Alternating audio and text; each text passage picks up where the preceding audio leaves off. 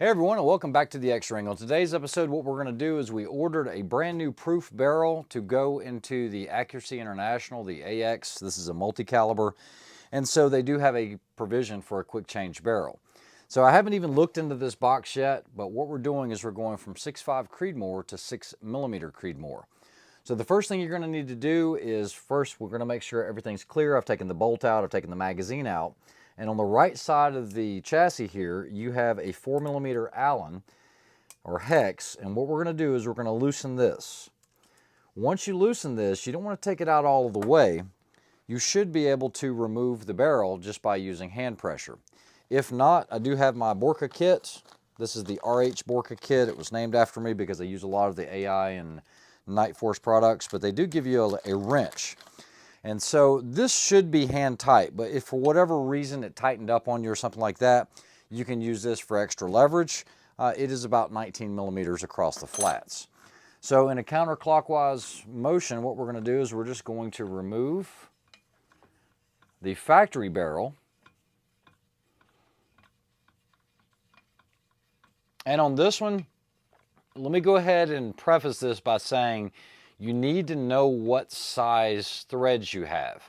So Accuracy International offers two different sizings. You have an M27, which is what this is, and you also have an M30. I talked to the engineers at Proof because I was told I needed an M30, got the carbon wrap beautiful barrel in, and it doesn't fit in this rifle. So I had to send that one back, get another one. And these are hard to get. These are made to order. Price point on these is going to be around $1,200 for a carbon wrap. This was not a carbon wrap. This is a stainless because I think it's one of two left available right now in the country. So we're going to take this barrel out. I'm going to hand it off, and let's see what we have here. Oh yeah. So coming out of the box, and this is the first time I've actually seen this. It looks like about the same contour, but here's that proof barrel in stainless. Now what I'll probably end up doing is getting this Cerakoted. I don't know, it doesn't look too bad with the stainless barrel on there. It's just a little flashy for me, but there it is. If you look over here, you're going to see the proof marking. They do provide the flats for you as well. I don't know if it's close enough to see, but it's 6mm Creedmoor with a 1 7.5 twist. It is threaded in the 5H24. Let me go ahead and check for any bore obstructions. Man, that is clean as can be. No lint or anything in it. So what I'm going to do is I'm going to go ahead and put this back in. Try not to bounce it around on the handguard or anything as best I can. Oh man, I feel so much better that it actually fits, because when I originally got the carbon in, it was so disheartening because I had waited on it for about a week or so. And so what we're going to do is screw this in until it is just hand tight.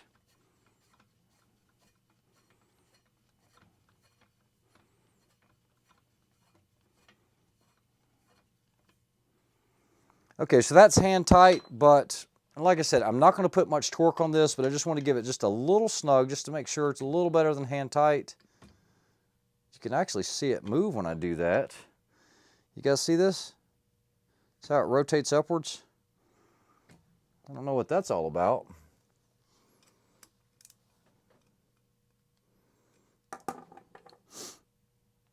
Well, I guess that's going to be it. So what we're going to do now is we're going to tighten this down. Now, Accuracy International recommends 5 Newton meters to 5.5 Newton meters. 45 inch-pounds should suffice. So what I'm going to do is I've got the Borka PTL, which is the precision torque limiters, and this is a 45 inch-pounds. If you guys haven't seen these yet from Borka, you can get them in preset torques.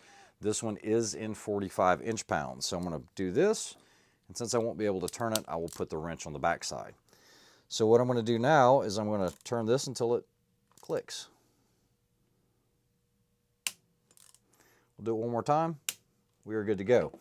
So this is good. Now you want to visually inspect to make sure that the chamber came all the way up to where it needed to be. The end of the barrel. And we look like we're good there from everything I can tell. So this should be good to go. But before we shoot it, I am going to be shooting it with a Thunder Beast suppressor. So in order to do that, I'm going to need to put the Thunder Beast Arms muzzle brake on here. I'll go ahead and get that done with the peel washers, and then she should be ready to go, and we'll take it out on the range. We'll check and see what kind of groups we get. All right, so we installed the Thunder Beast muzzle brake on here, or the fast attach for the suppressor. I had to go through quite a bit of shims to do it. Put some painter's tape on there, some red Loctite, and she should be good to go. She's going to set for 24 hours. We're not going to mess with it. We'll let that cure, and then what we're going to do is we're going to take it on the range. I am going to go ahead and push a wet patch of hops through here. We will go ahead and make sure everything's clean and dry, and then I will start the break-in procedure. So this is 6mm Creedmoor. So what I'll do is I'll shoot one. I'll go ahead and bore sight, parallel bore sight with my eyes, just to kind of get it on paper. I should have a second shot correction. I'll go ahead and clean again, and then I'll clean a third time after the third shot. Then I'll do 3 shots, clean after the 3, and then I'll probably do 5 and call it good. These are going to be premium barrels, so the break-in procedure is not going to be as critical as some of your lower-end barrels, in my opinion, because these are going to be hand-lapped. So let's go ahead and get it out on the range. Let me go ahead and push a patch through here, and we'll get started. All right, so I've got my 6mm jag on here. I also have a smaller diameter carbon Tipton rod. And what I'm going to do is just place a patch on the top. We'll pop that in, and I'll just put some hops number 9 on here. You don't have to put a lot on there. Like I said, we're just trying to punch the bore out to make sure we have no fouling or anything through here. So even with a brand new barrel, you're going to see a little bit of black on there. I'm just reassuring myself that there is nothing in there that can interfere with anything. So what we're going to do now, no brush or anything else, we'll do a dry patch, and we'll call it good. And even the dry patch came out with some black on it. Let's go ahead and load up some 6mm factory ELD Hornady 6mm Creedmoor. I was going to say 6.5. It's hard not to say. 6mm Creedmoor, and let's get to shooting this thing. Other thing I want to probably do is take the 6.5 Creedmoor off of here and get the 6 going. All right, so I went ahead and bore sighted it. I just pulled the bolt, looked through the bore, and based on what I saw out of the scope, it looks like it should hit paper. So this will be the very first shot out of it. I have put the Thunder Beast, the Ultra 7 and 264 on the end of it. And then I have my squeeze bag. For those of you that are familiar with these squeeze bags, you usually have a long slot here, and you can squeeze it that way. Or if you have a shorter setup, you can do this and squeeze it. And so for this instance, I'm shooting slightly uphill. So I'm going to go long ways, and I want to make sure I break this really clean so that I get my second shot on paper. So here we go. This will be the first shot out of it, first shot on paper. We're going to go first column, second target down. First column, second target. Loading the bipod. Thinking about the breathing, checking left, right, up, down.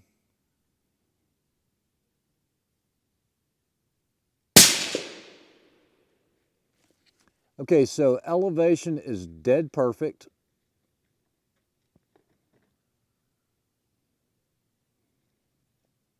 Four-tenths right should put me on the money. So what I'm going to do is go ahead and adjust 4/10 right. I am going to go ahead and pull the case, and I'm going to go ahead and punch the bore out. All right, so once again, I use a bore guide, insert the bore guide. Have a little bit of hops number 9 on here. I'll also need a dry patch as well. And before I screw up here and make a grievous error, you always want to take your suppressor off because you don't want to run the risk of getting a patch stuck in your suppressor. So here we go.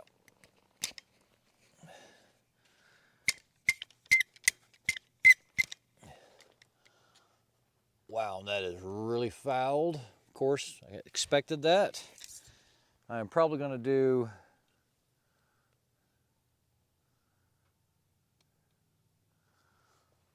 you know what, I'm going to go ahead and do another wet patch. So I'll probably grab a couple patches. Thanks, sir. Guys, if you haven't checked out Rick's with your Is Your Six Covered, go check him out. He does a lot of shooting with me, and he's helping me today on the video. So Is Your Six Covered? He's starting to get some long-range content in there as well. That second patch came out pretty clean, so I feel pretty good about that. So now I'm just going to follow this up with a dry patch. Guys, when you're doing a break-in procedure, this does not need to be a long, complicated process. All right, so 3 patches. I saw the patches, so I know I'm good. I'm going to move these out of the way. And you never want to set your rod down in the dirt because you don't want to track that back into the barrel. So I'm going to take my guide out, reinsert my bolt, install the suppressor.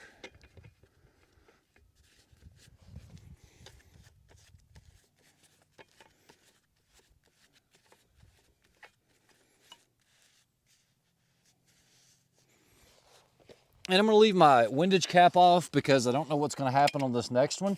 This next one should be centered. We'll see. But I'm going to do 1 clean, 1 clean, and continue to do that until I get 3 shots in. Okay, so we're going to aim for the same target. Second column. Second one, or first column, second one down.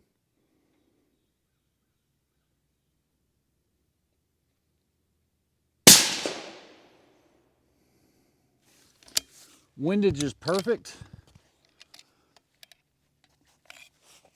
but I think if I want to fine tune this, I probably want to come down, no, probably to it. I'll come down 2/10. That should be good, but what I'm going to do is continue with the cleaning process. I'm going to spare you guys the details on that, but basically I'm going to do the exact same thing again. So guys, one of the things I'll talk about is why did I go through such lengths to switch from 6.5 Creedmoor, which is an extremely viable cartridge. You guys know that everyone's shooting 6.5 Creedmoor. And why would I switch? Why would I spend the money to switch over to 6mm Creedmoor? And the fact of the matter is, if you look at how many of the PRS shooters shoot 6 Creedmoor, it is unbelievably high compared to all the other calibers. And yeah, you could go with hotter cartridges like your 6 GTs, your 6 Dasher, 6 Comp Match, and everything else. But this gives me the ability to be able to buy a hand-loaded or a factory ammo from Hornady in the 6mm Creedmoor ELD match. This is a 108 grain ELD bullet, but there's a lot less recoil. So on my follow-up shots, I should be able to track the trace a lot better and have a lot less recoil. What I'm going to do is I'm actually going to put a Tacticam on here and let you guys see this. I'll do this here in a few minutes once I get done breaking it in, and we'll actually look at the target and see what it looks like using that Tacticam. Unfortunately, I can't compare it with the 6.5, but I do have older videos where it's on the 6.5, and you can see how it jumps a little bit. It's not that I can't handle the recoil, it's just being able to shoot it and watch that trace and watch it impact your target. I will also take it out to the long range this week as well. All right, we're gonna stay with that same target because I'm not trying to shoot a group right now. I'm just trying to get it dialed in.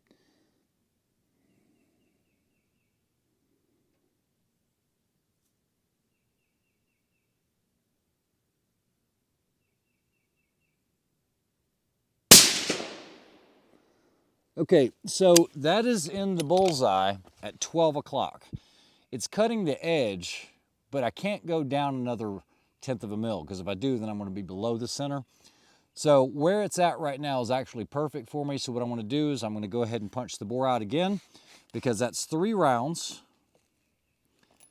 And then what I will do is I will do a 3-shot group now. I think it's good enough, and we'll see what kind of groups we can get with the factory ammunition. All right, I still haven't zeroed my turrets out, but I've done 3 shots cleaning after each shot. Now what I'm going to do is a 3-shot group, and then I'll clean, but it'll give me an idea of where I'm at. We still haven't reached copper equilibrium within the barrel.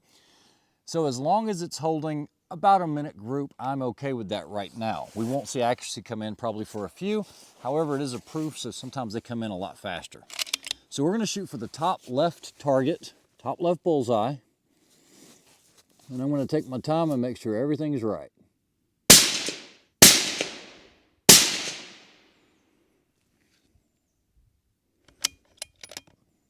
Okay, so we do have a sub-MOA group out there, but it's not that tight. And everything's actually shifted to the right just a little bit.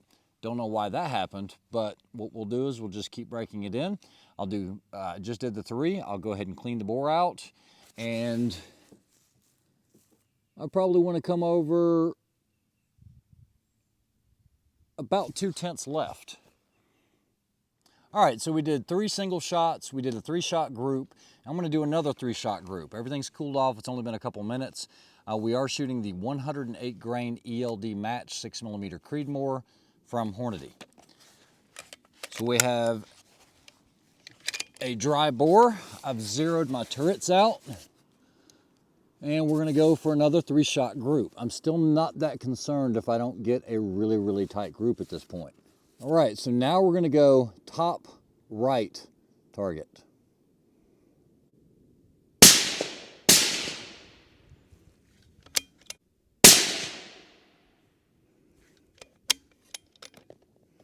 Normally you could do a 5-shot group here. I think I've got one more round.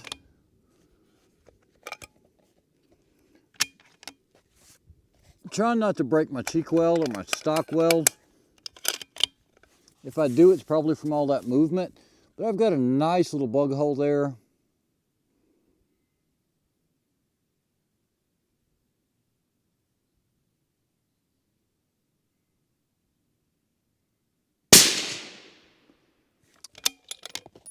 And now I actually have a tight shooting rifle. So that's 4 shots. Let's go check it out and let's see what we've got.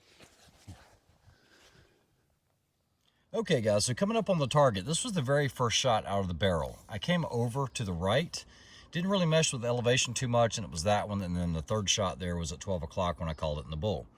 Then we came over here. This was when I shot the 3-shot group. I told you I really wasn't that concerned because we had not reached the copper equilibrium. That's still a decent group for 100 yards. That's the 4-shot group that I just finished up with. I wanted you guys to see it. We'll get a measurement on it.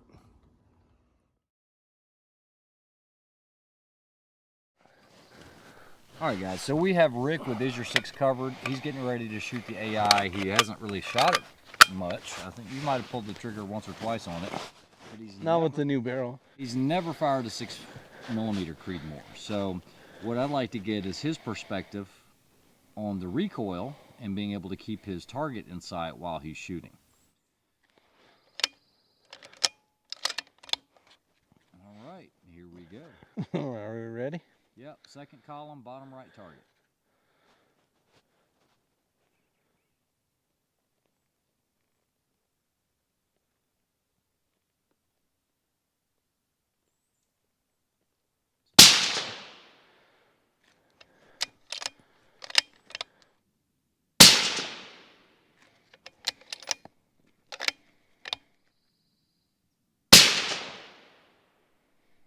Yeah. Let's get that action open. Now tell me, what are your first impressions or thoughts? Light recoil. Okay, so it's not like a 22, but no. Compared to the 6.5. Less muzzle jump, if any, especially with the suppressor on there. I didn't notice much difference. I could see on a longer shot you'd probably be able to see the trace a little bit easier. Yeah. But we're only shooting at 100 yards, so. A little faster recovery time. Yeah. Shoots nice though. The group's all right. It's decent. It's all within a 1-inch pasty, but it's a clean barrel too. We started off with. Gotcha. All right. Thanks, Rick. Yep. All right. So one of the things that I've been using for about a month now has been the Tacticam. This is the Tacticam 5.0. Big shout out to those guys. Mr. Nunez sent it for review. And guys, this thing is awesome. You're going to be able to see everything that I see in the camera. And you can Bluetooth it straight to your phone, and I can record from here. So what we're going to do is I'm going to go ahead and get on target. I will go ahead, and the reason I'm doing this is so you guys can see the recoil out of the 6mm. I can still look through the optic like any other scope. So I'm going to go ahead and record. And here we go. Second column, second target down.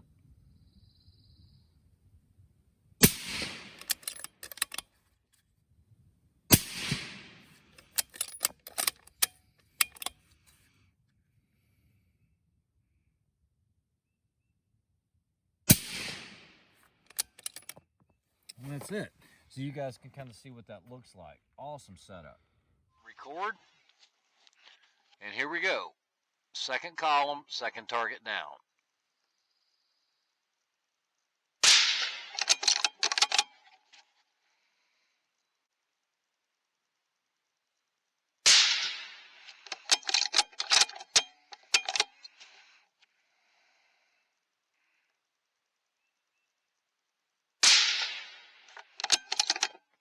And that's it.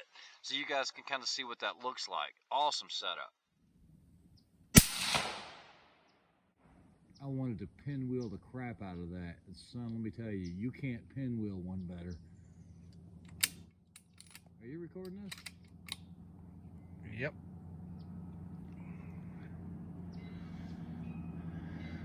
Man, I don't want to mess that target up. That's a perfect bullseye. All right, go to a different one. All right, so there's the one where I had the perfect pinwheel, and I don't want to mess that target up. And so I just went ahead into the one that we sighted. So there it is there. You can see 3 shots into that. I think Rick shot this one. Yeah. This is where the rifle was coming in. So all in all, good day with the 6mm Creedmoor. Right? Yeah, I am happy with it. I'm happy with the results. On the very first shot, I wanted to get one dead center. So the rifle is actually shooting about an 1/8 inch high. So I held an 1/8 inch low, and that's about as perfect as I can pinwheel one in the X-Ring. The next ones I just held center, and of course it was high at 12 o'clock, but you're gonna see the grouping here when we go down range. All in all, I'm satisfied with it. Everything is zeroed out. So what I'll do is later on this week, I'm gonna go out to Old Fort and we'll test it out at 700 yards. I'd like to do some groupings. I really don't want to take this barrel off now because it does shoot so well. In theory, I should be able to go between 6.5 Creedmoor and 6mm without any issues, but what I wanted to do was compare the groupings at 700 yards. I'm not saying that's out, but when something's not broke, you typically don't try to fix it. So I know I should heed my own advice, otherwise I shouldn't have messed around and got away from the 6.5 Creedmoor. Just looking for that little bit of extra edge. Hope you enjoyed it. Like, share, and subscribe. We'll talk to you soon. Have a great week.